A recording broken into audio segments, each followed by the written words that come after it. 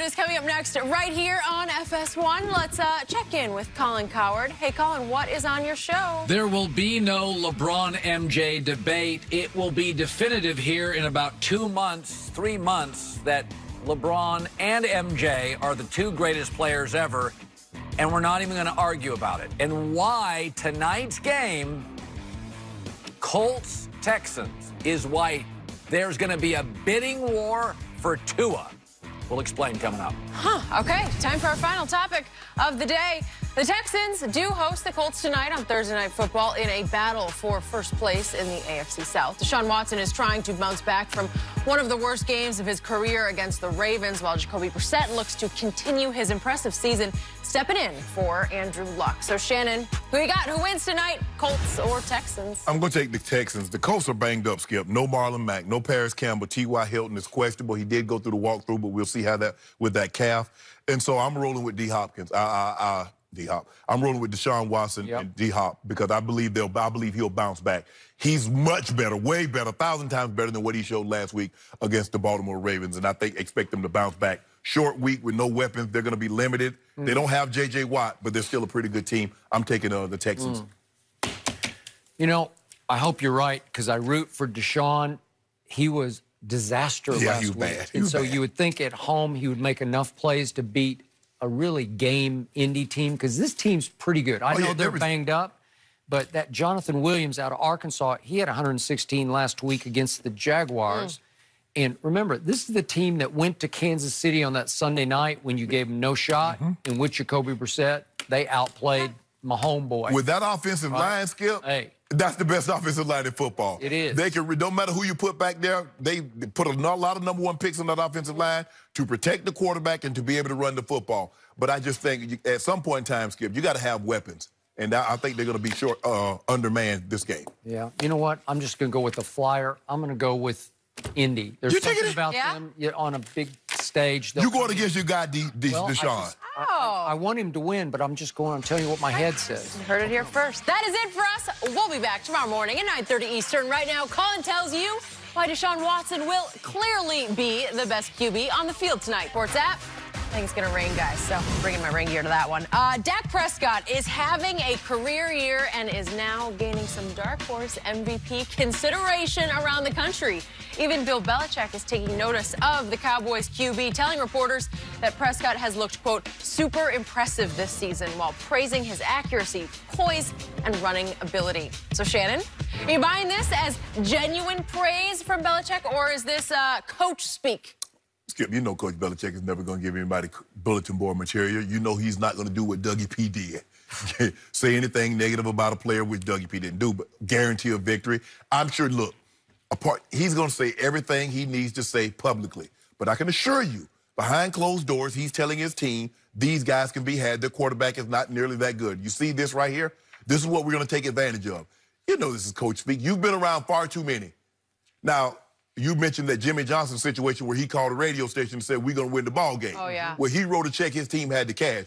That's not Coach Belichick's personality. That's not his mantra. That was the NFC Championship. Exactly. So Coach Belichick would never do that. This is Coach speak. Coach Belichick is always, everybody. Oh, they got a good kicking game. They got the best punter. The punter is better than Ray Guy. They got a great field goal kicker. He's better than Adam Vinatieri has ever been. Everybody's good. I mean, everybody's great. But behind closed doors, he's telling his team, we're going to kick their you-know-what. I heard and saw something very different from Bill Belichick yesterday. I heard him gush about Dak Prescott. And, again, we've seen what Wink Martindale will do from week to week when he's playing a opposing quarterback. And that all of a sudden Patrick Mahomes will be better than Elway and Brett Favre combined, right? And he's trying to set him up for the kill. But this didn't come off that way to me from Bill Belichick, because a lot of times he'll be asked about a rival quarterback, running back, and he'll say he's a good player. And then usually he just leaves it at that. He's a good player. This went into great detail about how good he thinks this young quarterback is. That's what makes it so much believable. When you say things like accuracy and improved presence in the pocket, that's what makes it. He didn't use the word improve. He said accurate. What did he say? He didn't say nothing about accuracy? He said, I mean, this guy can throw the ball. Oh, really? He's quarterback. Very accurate. Bill Belichick's not going to go over the top with it unless he really sees and believes that. He's got great poise in the pocket, stands in there, because he does. He stands strong. He takes a lot of shots. Extends plays if he has to, but only when he really needs to. Great patience. This is detail from Bill Belichick. Great patience. Poise and discipline in the pocket. Eyes downfield. Yeah. Very good intermediate or deep ball thrower. Wow. You ever heard that? And then he goes on and on. He says, just a great, great young quarterback. Sideline throws, inside throws, in cuts, posts, over routes, flag routes, you name it. Why has he got to go in such great detail? He never went into detail like that with Peyton Manning. You see what I'm saying, Jenny? See, that's the thing, Skip. I'm not even finished. Possession passes. Possession passes on third down. Best third down team in the league. They are. They are. Best passing team in the league. They are. Not.